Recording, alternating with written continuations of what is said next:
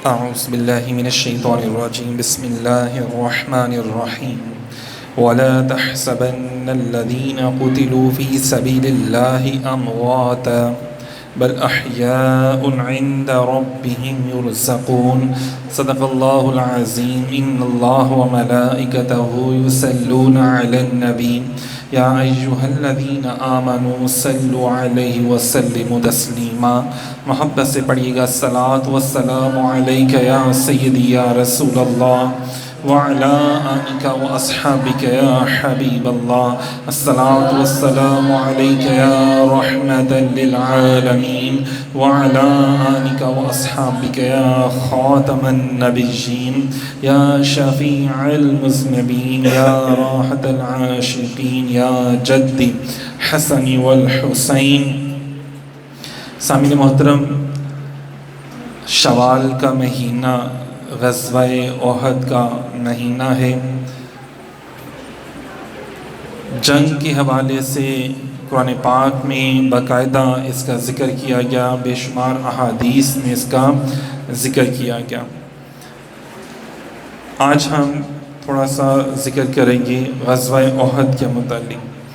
قرآن پاک میں سورہ آل عمران میں اس حوالے سے ماشاءاللہ سے بہت سی آیات میں اس کا ذکر کیا گیا. جو بھی میں نے آپ کے سامنے ایک آیت کریمہ تلاوت کی، اللہ رب العزت نے فرمایا اور ہرگز یہ خیال نہ کرو کہ وہ جو قتل کیے گئے ہیں اللہ کی راہ میں وہ مردہ ہیں، بلکہ وہ زندہ ہیں، اپنے رب کے پاس رزق دیے جاتے ہیں، شاد ہیں ان نعمتوں سے جو عنایت فرمائی ہیں اللہ نے ان کو. انہیں اللہ نے اپنے فضل و کرم سے اور خوش ہو رہے ہیں، مطلب اللہ کے فضل و کرم سے وہ اور بھی زیادہ خوش ہو رہے ہیں، خوشیاں منا رہے ہیں. فضلہ ویستبشرون بالذین لم یلحقوا بہم من خلفہم. اور آگے کیا ہے کہ اللہ خوف علیہم ولا ہم یحزنون، اور ان کے اوپر کوئی خوف اور کوئی غم اور کوئی پریشانی بالکل بھی نہیں ہے. سامعین محترم، فرمایا بل احیاء، کہ وہ زندہ ہیں.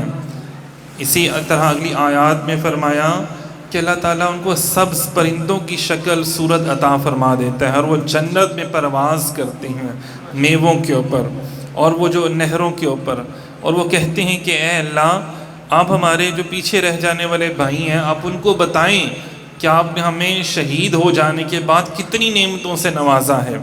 تو اللہ تعالیٰ نے فرمایا کہ میں ان کو ضرور بتاؤں گا کہ جب تم میری راہ میں لڑتے ہوئے شہید ہو گئے تو میں نے تمہیں جنت میں کیا کیا مقام نوازے، کیا کیا عطا فرمایا. اور یہاں پہ فرمایا کہ وہ اللہ کے فضل پر، اللہ کی نعمتوں پر کیا کر رہے ہیں، خوشیاں بانٹ رہے ہیں، خوش ہو رہے ہیں. جیسے ہم بہت زیادہ خوش ہوتے ہیں تو لڈیاں ڈالتے ہیں، تو وہ جنت میں کون لڈیاں ڈال رہا ہے، کون خوش ہو رہا ہے، کون مسکرا رہا ہے، یہ ہیں کون چہچہا رہا ہے، وہ شہدائے کرام ہیں، ان کی روحیں ہیں، شہدائے کرام کی روحیں ہیں. اب شہدائے کرام کون ہیں؟ جہاد کا ذکر یہاں پہ کیا گیا. آج دنیا میں کہا جاتا ہے کہ نہیں جی نہیں، جنگ کسی مسئلے کا حل نہیں ہوتا.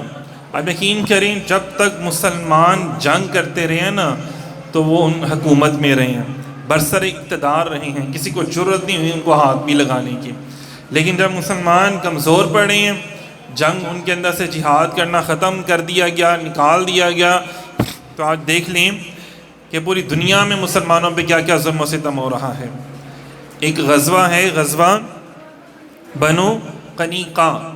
کیا ہوا تھا کہ صرف یہودیوں نے ایک مسلمان عورت کے ساتھ چھیڑ خانی کی، اس کو بے پردگی کی.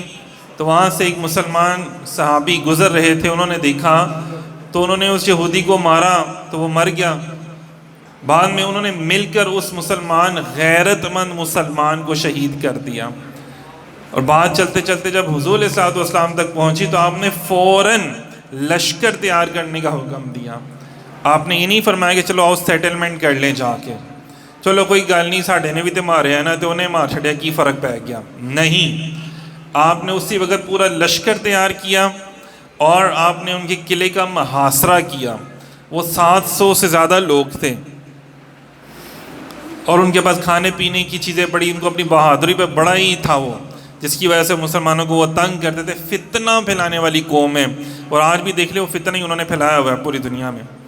تو کیا ہوا, 15 دن تک حضور علیہ السلام نے ان کا محاصرہ کیا, اور 15 دن میں جب ان کے اندر سے سب کچھ ختم ہو گیا, یہاں تک کہ وہ خوف سے کانپنا شروع ہو گئے, کیونکہ سامنے نبی پاک صلی اللہ علیہ وسلم موجود تھے, اور اس لشکر کے جو سپہ سالار تھے رہنمائی بھی حضور خود فرما رہے تھے کہ دیکھیے اگر ایک خاتون کی بے حرمتی کی جاتی ہے تو رسول خدا خاتم الانبیاء سید الانبیاء فوج کو لے کر آ جاتے ہیں. اور آج یہاں پہ فلسطین میں, کشمیر میں, پوری دنیا میں مسلمان عورتوں کی بے آبرو ان کو کیا جا رہا ہے, بچوں کو شہید کیا جا رہا ہے. لیکن کتنے اسلامی ممالک ہیں اور کتنے عرب مسلمان ہیں, لیکن اس کے باوجود بھی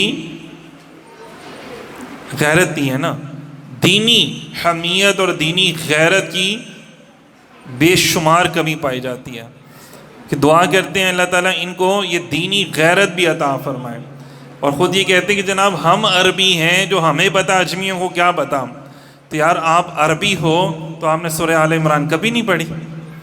ویسے تو تلاوتوں کے مقابلے کروائے جا رہے ہیں, لیکن وہ تلاوتوں کے مقابلے کیا منہ پہ مارنی نہیں جائیں گے, یا وہ تلاوتوں کے مقابلے جو ہیں منہ پہ نہیں مارے جائیں گے. جب آپ کی مسلمان بہنیں آپ کو پکار رہی ہیں اور قرآن کہہ رہے ہیں کہ کیا ہو گیا تم کیوں نہیں باہر نکلتے, اور اسی آیت کی تلاوت کر کے انعامات بانٹے جا رہے ہیں, اور وہاں پہ آپ کے مسلمان بھائی بہنیں چیخیں مار رہے ہیں, رو رہے ہیں, شہید ہو رہے ہیں, اور آپ انہی جناب صاحب دعوتوں میں دعوتیں اڑا رہے ہیں, پورے پورے اونٹ ذبح کر کے کھائی جا رہے ہیں, اور وہاں پہ بچے گھاس پھوس کھا رہے ہیں, بم کھا رہے ہیں.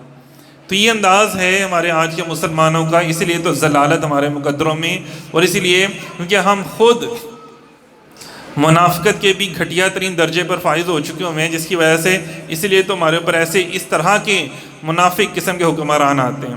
جب ہم خود کہتے ہیں اور نہیں چھڈو دین دا علم تے حاصل ہی نہیں کرنا. میں غزوہ احد کی بات کر رہا ہوں, غزوات کی بات کر رہا ہوں, غزوہ بدر کی بات کر رہا ہوں. غزوہ وہ ہوتا ہے, اس کے جنگ ہی کہتے ہیں, لیکن غزوہ اس لیے کہتے ہیں کیونکہ اس میں رسول اللہ صلی اللہ علیہ وسلم خود ظاہری طور پر تشریف فرما ہوں اور خود رہنمائی فرمائیں اپنے صحابہ کی, مجاہدین اسلام کی, اس کو غزوہ کہا جاتا ہے. تو دیکھیے خود رسول اللہ صلی اللہ علیہ وسلم نے غزوات کی ہے. حضور صلی اللہ علیہ وسلم کی غزوات میں بھی رحمت تھی کہ میرے آقا رحمت للعالمین ہے, تو حضور کے غزوات میں بھی رحمت ہوتی تھی. کوئی ٹوٹل جنگوں میں ملا کے کوئی 25 یا 26 جنگیں ہوئیں, جس میں پراپر جنگیں ہوئیں, لیکن اس میں کتنے کو لوگ مرے بہت بھی کتابوں میں ہم پڑھتے ہیں تو 1000, 1100 یا 1200 کے قریب, اس سے زیادہ لوگ نہیں مرے. میں کہہ رہا ہوں آپ کو 26 یا 27 غزوات کی بات کر رہا ہوں کہ اتنے لوگ مرے. اور آج ابھی آپ دیکھ لیں, اور روزانہ ہمیں کتنی خبریں آ رہی ہوتی ہیں, ہزاروں لوگ مر رہے ہیں. ایک بم گرتا ہے 2000 بندہ مر گیا, پورا علاقہ ہی صفحہ ہستی سے مٹ گیا. پھر بھی تمام اسلامی ممالک اور تمام افواج یا سربراہان, تمام صاحب اقتدار لوگ کیا کر رہے ہیں, اور تمام انسانی حقوقی تنظیم میں اقوام متحدہ کیا کر رہا ہے, کچھ بھی نہیں. ساری تقریریں ایک طرف نا, تو اگر ہماری آج کی تقریروں کا موضوع بھی فلسطین ہی ہونا چاہیے نا, مسلمان مجاہدین ہونے چاہیے, ہماری ہر تقریر کا موضوع وہی ہونا چاہیے نا. تو یہ دیکھیے غزوات کی بات کی جا رہی ہے, اور بار بار جن چھوڑا جا رہا ہے ہم کو, جس کو ہم لوگ ہر تراویح میں ہونا تو یہ چاہیے تھا کہ تمام مسلمان حکمران احتجاج بھی کرتے اور بعد میں ایسے ایسے بیانات بھی دیتے اور آنکھیں بھی نکالتے اور اپنی فوجوں کو بھیجتے, اور آپ جناب تراویحیں پڑھ رہے ہیں پیچھے جا کے لوگوں کے, اور ان کے اوپر جناب پیسے لٹا رہے ہیں. تو یہ ہر جگہ پہ جو ہے نا, جہاں پہ مسلح کی ضرورت ہوتی ہے وہاں پہ مسلح بچھایا جاتا ہے, لیکن جہاں پہ حضور علیہ الصلوۃ والسلام نے دیکھا تلوار کی ضرورت ہے, تو آپ ایک گھر میں اندازہ کرو کھانے کے لیے روٹی نہیں تھی کہ پوری روٹی پک سکے. فرمایا مٹھی بھر جو سے زیادہ نہیں ہے محمد اور آل محمد کے گھر میں, لیکن اس وقت بھی رسول خدا صلی اللہ علیہ وسلم کے گھر میں 11 تلواریں لٹکی ہوئی تھی دیوار سے, اور وہ آرٹیفیشل تلواریں نہیں تھیں, وہ آرٹیفیشل کھلونے والی تلواریں نہیں تھیں, اصل تلواریں تھیں. یہ بھی وہ جنگ ہے غزوہ احد جس میں ابو دجانہ رضی اللہ تعالیٰ عنہ کو خود نبی پاک صلی اللہ علیہ وسلم نے فرمایا یہ کون ہے جو میری تلوار کا حق ادا کرے. انہوں نے عرض کی یا رسول اللہ میں آپ کی تلوار کا حق ادا کروں گا. تو وہ گئے اور ایسے آکڑتے ہوئے چلے, اور انہوں نے بڑے متکبرانہ انداز کے الفاظ بھی کہے دشمن فوج کے سامنے. تو لوگوں نے کہا کیا تم حضور کے سامنے غرور تکبر کر رہے ہو؟ تو آپ نے فرمایا نہیں، چھوڑ دو اس کو، یہ کہتا ہے اس کو کہنے دو. کیوں؟ کہ آج کے دن یہ الفاظ جو ہے نا تلوار سے بھی زیادہ اثر کر رہے ہیں دشمن کے دلوں میں. فرمایا غرور تکبر اللہ کو ناپسند ہے، لیکن جو اللہ اور اس کے رسول کے لیے غرور تکبر کریں، ان کے حق میں کرے تو وہ اللہ کو پسند ہے. جب وہ کفار کی صفوں میں گھسے تو ان کو گاجر مولیوں کی طرح، بھیڑوں بکریوں کی طرح کاٹتے ہوئے چلے گئے، کیونکہ وہ تلوار ان کو کس نے عطا کی تھی؟ حضور نے عطا فرمائی تھی. حضرت حمزہ رضی اللہ تعالیٰ عنہ کہ جن کی تلوار کا یہ عالم تھا کہ جب وہ شہید ہو گئے تو ان کی تلوار اتنی وزنی، اتنی بڑی اور اتنی بھاری تھی کہ کوئی اٹھا ہی نہیں سکتا تھا. تو لوگوں نے دیکھا چند ایک ایسے سوار تھے جس میں مولا علی شیر خدا شامل ہیں، حضرت طلحہ رضی اللہ تعالیٰ عنہ شامل ہیں، اور کتنے کتنے جید صحابہ شامل تھے ان میں، کہ وہ جب صفوں میں جاتے تھے، آپ ذرا سوچیں اس دور میں ان کے پاس کوئی ذرہ نہیں تھی، عام سادہ سا لباس پہنا ہوا تھا انہوں نے، لیکن دلوں میں عشق رسول تھا، سینے منور تھے عشق رسول صلی اللہ علیہ وسلم سے، کٹ مرنے کو تیار تھے یہ وہ لوگ کہ حضور کے کہنے پر، حکم پر وہ اپنی جانیں نچھاور کرنے کے لیے تیار ہو گئی. یہ وہ لوگ تھے. نہیں اللہ تعالیٰ نے فرمایا کہ یہ اللہ سے راضی ہوئے، اللہ ان سے راضی ہو گیا. یہ وہ صحابہ کرام تھے. یہ وہ جنگ ہے غزوہ احد جس میں اللہ تعالیٰ نے کہتے ہیں نا ونڈ کر چھڑی، ونڈ نکال دی. کون؟ عاشقوں کی اور منافقوں کی ونڈ نکال دی اللہ تعالیٰ نے. کہ جب رسول اللہ صلی اللہ علیہ وسلم تشریف لے کر گئے نا تو آپ کے ساتھ 1000 لوگ تھے، اور سامنے کتنے تھے؟ 3000 لوگ. غزوہ احد میں شوال کا مہینہ ہے، اسی میں غزوہ احد ہوا، تو اس لیے میں آپ کے ساتھ کا ذکر کر رہا ہوں. اپنے بچوں کو بتانا بڑا ضروری ہے، اور جو ہمارے ماشاءاللہ ساتھی بہن بھائی یہ انٹرنیٹ کے ذریعے سنیں گے ان کو بھی بتانا بڑا ضروری ہے کہ یہ جو کہتے ہیں آج ہمیں کہ جنگیں نہیں کرنی چاہیے، جنگوں سے کچھ نہیں ہوتا. تو رسول اللہ صلی اللہ علیہ وسلم نے جنگ کی، اور دیکھیں اس کے بعد میں کتنے بڑے بڑے معاملات بھی ہوئے. غزوہ بدر میں آپ کو پتہ ہے کتنے مسلمان شہید ہوئے تھے؟ زیادہ کافر مرے تھے، فرشتوں کے ذریعے مدد کی گئی. اور یہاں پہ مسلمان بھی شہید ہوئے غزوہ احد میں، اور زیادہ شہید ہوئے. کیوں؟ کہ انہوں نے دعائیں کی. جب حضور نے ان کو بتایا نا، اللہ تعالیٰ نے قرآن پاک بھی آیتیں نازل کی کہ شہید تو زندہ ہیں، ان کو تو اللہ اپنا دیدار کرواتا ہے، ان کو تو اللہ رزق عطا کرتا ہے، ان کو تو جنت عطا کرتا ہے. تو کیا ہوا؟ انہوں نے دعائیں کرنا شروع کر دی، یا اللہ ہمیں میدان جہاد میں موت عطا فرمانا، بستر پر نہیں، میدان میں. یہ غازی، یہ تیرے پر اسرار بندے ہیں نا، تو بستر میں نہیں، مولا ہمیں میدان جہاد میں. یہ جو صحابہ تھے نا، یہ حافظ بھی تھے، یہ عالم بھی تھے، کتنے کتنے بڑے، یہ روحانی درویش فقیر بزرگ بھی تھے یہ لوگ، لیکن ان کے ہاتھوں میں تلواریں بھی تھیں. کتنی بڑی بات ہے نا. آج لوگ کہتے ہیں کہ نہیں اندر بیٹھے رہو، کی ہو گیا، بس صوفی نائٹ مناؤ، قوالیاں سنو، اور نہیں کوئی اور گل نہیں کرنی، ممبر و محراب پہ یہ باتیں نہیں ہونی چاہیے. تو بھائی قرآن اگر ممبر و محراب پہ بیان نہیں ہوگا تو پھر کہاں ہوگا؟ تمہارے گھر میں ہوگا، پھر کہاں بیان کیا جائے گا؟ تو یہ قرآن ہے. یہ وہ باتیں ہیں جس کو صحابہ جب اپنے گھروں میں بیٹھ کے کرتے تھے نا، تو جب غزوہ احد میں سرکار تشریف لے کے گئے تو 13-14 سال کے 2 بچے بھی آ گئے. عرض کیا یا رسول اللہ ہم نے بھی جانا ہے. فرمایا تم تو چھوٹے سے ہو. تو عرض کیا یا رسول اللہ میرا نشانہ چیک کر لیں، مجھے بڑا اچھا نشانہ مارنا آتا ہے، تیر اندازی آتی ہے. دیکھیں 13-14 سال کا بچہ کیا کہہ رہا ہے؟ عرض کہہ رہے ہیں یا رسول اللہ مجھے تیر اندازی بڑی اچھی آتی ہے، آپ نے چیک کیا تو بڑا اچھا تیر انداز تھے وہ. فرمایا ان کو رکھ لو، ان کو بھی اجازت دے دو جہاد میں جانے کے لیے. ایک اور صحابی تھے، وہ بھی چھوٹے سے تھے، ان کی عمر بھی 13-14 سال تھی. عرض کیا یا رسول اللہ آپ نے ان کو جانے دیا، مجھے بھی جانے دیں. میں تم کیا کر سکتے ہو، تم چھوٹے سے ہو. عرض کیا آپ نے جس کو جانے دیا نا، میں لڑائی میں اس سے زیادہ تیز ہوں، اس کو تیر چلانا آتا ہے تو مجھے کشتی کرنا اس سے زیادہ اچھا آتا ہے. اب اندازہ کریں کہ صحابہ کرام نے اپنے بچوں کی تربیت اس انداز میں کی تھی کہ ان کے دلوں میں بھی جہاد کی اور شہید ہونے کی محبت پیدا ہو گئی تھی. اور یہ ہم سوچتے ہیں یار ایسے کیسے ہو سکتا ہے. تو آج ہم فلسطین کی صورت میں دیکھ رہے ہیں نا کہ وہاں پہ وہ گولیوں کی بچھاڑ میں سامنے پتھر پھینک رہے ہیں، پتھر مار رہے ہیں، نہیں پھر بھی کلمہ بھی پڑھ رہے ہیں، درود بھی پڑھ رہے ہیں، نماز بھی پڑھ رہے ہیں. اور ابھی دیکھیں 2 لاکھ لوگوں نے عید کی نماز وہاں پہ ادا کی مسجد اقصیٰ میں. اور ہم یہاں پر کیا ہیں کہ جناب ادھر عید ختم ادھر نمازیں ختم، مسجدوں کی رونقیں کہاں چلی گئیں؟ تو ہم کیا تھے؟ فصلی نمازی. ہم کیا فصلی بٹیرے نہیں ہوتے ہیں، فصلی نمازی. تو ہم لوگوں کے اندر منافقت کوٹ کوٹ کے جب بھری جائے گی، بھری ہوئی ہے، تو پھر کہاں پہ کرم ہوگا؟ کہاں پہ کرم نمازیاں ہوں گی؟ تو بالکل بھی نہیں ہونی. ہم اپنے بچوں میں بیٹھ کے ہم خود نہیں یہ باتیں کرتے ہو، نہیں چھڑی ہو لڑائی یہ گلاں نہیں کرنی. اور صحابہ کرام تو اپنے بچوں میں بیٹھ کے جہاد کی گفتگو کر رہے ہیں، اور بچوں کا دل بھی کر رہا ہے کہ ہم نے بھی جانا ہے. غزوہ بدر میں دیکھیے نا، حضرت عبد الرحمن بن عوف کیا فرما رہے ہیں. ان کے دائیں اور بائیں 2 بچے کھڑے ہوئے تھے، وہ دل میں سوچ رہے ہیں یار کاش میرے دائیں اور بائیں کوئی شہید جوان کھڑے ہوتے، کوئی کمانڈر کھڑے ہوتے، کوئی ہے طاقتور قسم کے ذرا کھڑے ہوتے، میں بھی سینہ چوڑا کرتا، جھنڈا پکڑے کھڑا ہوں. 2 بچے کھڑے ہیں پاس. لیکن اب 2 بچوں نے پوچھا چچا جان بتائیں ذرا ابو جہل کون ہے؟ ابو جہل کون ہے؟ کہا کہ یار وہ جس طرح میں نے جھنڈا پکڑا ہوا نا، اس نے بھی ایک جھنڈا پکڑا ہوا نا بندہ، وہ ابو جہل ہے. کہتے میرے یہ بتانے کی دیر تھی کہ دونوں بھاگے سیدھا ابو جہل کے پاس. اتنا لڑے کہ اس کو واصل جہنم کر کے واپس آئے. واصل مطلب جہنم میں بھیج کے اس کو مار کے واپس آئے. وہ کیا سوچ رہے ہیں؟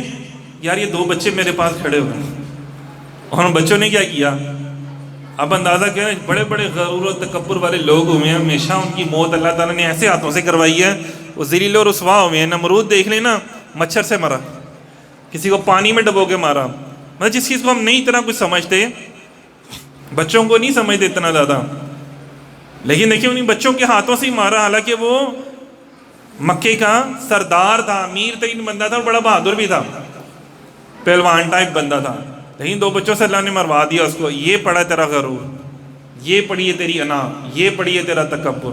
تو جو اللہ کے راستے میں آیا، اس کے رسول کے راستے میں آیا، پھر وہ ذلیل و رسوائی ہوا. لیکن جنہوں نے اللہ اس کے رسول سے محبت کی، ایسی بھی خاتون آتی ہیں، رسول میں بڑے واقعات ہوئے ہیں، ایسی بھی خاتون آتی ہیں. لوگ کہتے ہیں تیرا شوہر شہید ہو گیا ہے. یہ بات چھوڑو، یہ بتاؤ میرے سرکار کی طبیعت کیسی ہے؟ تیرا بیٹا شہید ہو گیا، اچھا یہ چھوڑو، یہ بتاؤ حضور کیسے ہیں؟ حضور تو ٹھیک ہے نا. کہا تیرا بھائی شہید ہو گیا، فرمایا یہ بات چھوڑو، یہ بتاؤ حضور تو ٹھیک ہے نا؟ ہاں ٹھیک ہے سرکار الحمدللہ ٹھیک ہے. فرمایا نہیں مجھے سکون نہیں آ رہا، مجھے دکھاؤ، مجھے دکھاؤ. اور وہ جنگ میں موجود ہیں، حالت جنگ میں. عورت جنگ میں جاتی ہے؟ کبھی بھی نہیں جاتی، لوگ ڈرتے ہیں. بڑے بڑے جوان ڈرتے ہیں جنگوں میں جانے کے لیے، اور وہ عورت ہو کے. لیکن وہ عورت بھی تو حضور کی غلام تھی نا. آج یہ دیکھیں مائیں اپنے بچوں کو دین کی تعلیم نہیں دلواتی، اور وہ عورتیں جا رہی ہیں میدان جہاد میں جا کے. حضرت ام عمارہ رضی اللہ تعالیٰ عنہ، حضور نے فرمایا میں نے اپنے ارد گرد شیرنی کو دیکھا، جو میرے پاس آتا تھا اس کے اوپر جھپٹ پڑتی تھی. جب مائیں ایسی ہوں گی میدان جہاد میں، میدان عمل میں لڑنے والی ہوں گی، جہاد کرنے والی ہوں گی، تو ان کے بچے بھی تو پھر دیکھیں نا کتنے بڑے بڑے باکمال ہوں گے. دیکھ لینا سیدہ کائنات بی بی فاطمہ الزہرا رضی اللہ تعالیٰ عنہ خود تشریف لے کے گئی ہیں، کپڑا جلا کے جناب صاحب وہ اس کی راکھ بنا کے حضور صلی اللہ علیہ وسلم کے چہرے اقدس پہ لگائی کہ خون آنا بند ہو جائے. میدان جہاد میں موجود ہے، میدان عمل میں جب ماں موجود ہے تو بچے بھی تو پھر سید الشہداء ہوں گے نا. بچے بھی تو پھر امام حسن بنیں گے، بچے بھی تو پھر امام حسین بنیں گے. جب آج ماں نے ہی ٹی وی لگایا ہوگا، باپ نے موبائل پکڑے ہوں گے، تو بچے کہاں قرآن کے ہاتھ میں پکڑیں گے؟ بچے کہاں نماز کی طرف جائیں گے جب باپ نے نہیں کبھی جانا، جب ماں نے نہیں پڑھنی؟ 100 بہانے بنانے ہیں تو بچے نے اور 1000 بہانے بنا دینے ہیں. لیکن جب ماں اور باپ جا کے جہاد کر رہے ہوں گے، مولا علی شیر خدا بھی، سیدہ کائنات بھی، تو پھر بچے بھی دیکھیں میدان عمل میں شہید ہوں گے، وہ ایسے نہیں ہوں گے. تو یہ میدان عمل کے لوگ ہیں. اور آج ہم لوگ کون سے ہیں؟ کہتے ہیں نا علامہ اقبال، گفتار کا غازی تو بن گیا، کردار کا بس غازی نہیں بنے. ہم لوگ کردار کے غازی نہیں بنے. ہم لوگ کہتے ہیں اللہ تعالیٰ فوراً ہماری دعاؤں پر لبیک کہے. یہ بتاؤ کہ میں نے اور آپ نے، ہم نے کتنی باتوں پہ لبیک کہا اللہ کی؟ کسی بات پہ نہیں نا کہا. اس طرح دیکھیں یہ وہ لوگ ہیں کہ جنہوں نے اللہ اور اس کے رسول کی باتوں پہ لبیک کہا. دیکھیں ان کا لبیک کا انداز بھی کیا تھا. جنگ ہو گئی ہے، زخموں سے چور ہیں، زخم بھی ہیں، سارے معاملات ہیں، ساتھی بھی شہید ہوئے ہیں. رسول اللہ صلی اللہ علیہ وسلم کے چہیتے چچا پیارے صحابی عاشق نبی صلی اللہ علیہ وسلم بھی شہید ہو چکے ہیں. حضرت حمزہ رضی اللہ تعالیٰ عنہ واپس جانے لگے ہیں. اطلاع ملتی ہے کہ جناب ابو سفیان اپنی فوج کو لے کے رستے پہ کھڑا ہوا ہے کہ جب اللہ کے نبی اپنی صحابہ کے ساتھ تھکے ہوئے یہاں سے نکلیں گے، زخموں سے چور ہیں، ظاہری بات ہے بندہ سارا دن لڑائی کرتا ہو، میدان جہاد میں ہو، اوپر سے سخت دھوپ ہو، کھانا پینا بھی کچھ نہ ہو، تو انرجی لیول کتنا کم ہو جاتا ہے. ہم تو روزہ رکھتے ہیں، اتنے اچھے پنکھوں میں اتنے اچھے کمروں میں بیٹھتے ہیں، تو پھر مرنے والے ہوئے ہوتے ہیں افطاری کے ٹائم. اور افطاری کے ٹائم کسی کو کہہ دیا جائے تھوڑا کام کر لے، وہ تو چیلوں کبوں کی طرف پڑ جائے گا، کام نہیں کرے گا. ایسے ہی ہے نا، لے تسی منو کام کہے چھڑیا. اور وہاں پہ صحابہ جنگ لڑ رہے ہیں بھائی، تلواریں اٹھا کے، بھاگ بھاگ کے. تو پھر کیا ہوا؟ اب تھکے ہوئے ہیں، سب کچھ ہے، لیکن جب پتہ چلتا اطلاع ملتی ہے تو حضور کے راستے میں ابو سفیان کھڑا ہوا ہے جناب صاحب، اور اس نے بڑے وہ اپنے سپاہی اکٹھے کیے ہوئے ہیں کہ اللہ کے نبی یہاں سے تشریف لے کے جائیں گے. ظاہری بات ہے تھکاوٹ ہوگی، زخم بھی ہوں گے، اور وہ زیادہ مزاحمت نہیں کر پائیں گے، تو بنعوذ باللہ ہم ان کو بھاری نقصان پہنچائیں گے. اللہ کے رسول صلی اللہ علیہ وسلم کو پتہ چلا، آپ نے صحابہ کو کہا بھئی تیار ہو جاؤ، تیار ہو جاؤ، ہم نے جانا ہے اور جنگ لڑنی ہے جا کے. تو کسی نے یہ نہیں کہا یا رسول اللہ کیسی باتیں کہہ رہے ہیں، جانے دیں ہمیں، ہم شہر میں جائیں اپنے، کھائیں پیئیں، کوئی پٹیاں لگائیں، کچھ یہ کریں. کسی نے کچھ نہیں کہا یا رسول اللہ یہ ہمارا کام تو نہیں ہے، آپ جائیں، آپ کا اور آپ کا اللہ جانے. موسیٰ علیہ السلام کی قوم نے کیا کہا تھا کہ بھئی وہ تو بڑی بہادر قوم ہے، اے موسیٰ آپ اپنے اللہ کو کہیں وہ آپ سے جا کے لڑے، آپ کے ساتھ جا کے، ہم نے نہیں لڑنا. تو کیا ہوا، 40 سال تک اللہ تعالیٰ نے ان کو ایک علاقے میں قید کر دیا. صبح چلتے تھے، شام کو پھر ادھر ہی ہوتے تھے. 40 سال تک. بڑی غور طلب بات ہے، نبی کی بے ادبی کی بات نہیں مانی. ذرا اپنے اوپر گھما کے سوچیں اس بات کو کہ ہم نے نبی کی بات کوئی نہیں مانی. قرآن پاک پڑھا، ہم نے قرآن نہیں کھول کے پڑھا، نہیں سمجھا، نہیں عمل کیا. تو کتنے سالوں سے گھوم نہیں رہے، ہم لوگ بھی گھوم رہے ہیں نا. ایسے موسیٰ علیہ السلام کی قوم نے انکار کیا تو چکر پہ چکر لگتے گئے کہ آج ہمارے چکر نہیں لگ رہے. ذلیل و رسوا ہوتے ہیں، کبھی کسی لائن میں کھڑے ہوتے ہیں، کبھی کسی لائن میں دھکے کھا رہے ہوتے ہیں، کبھی یہ ہو گیا تو کبھی وہ ہو گیا، کبھی فلانا معاملہ ہو گیا. وہ بس یار کام ہی نہیں مکتے ساڈے.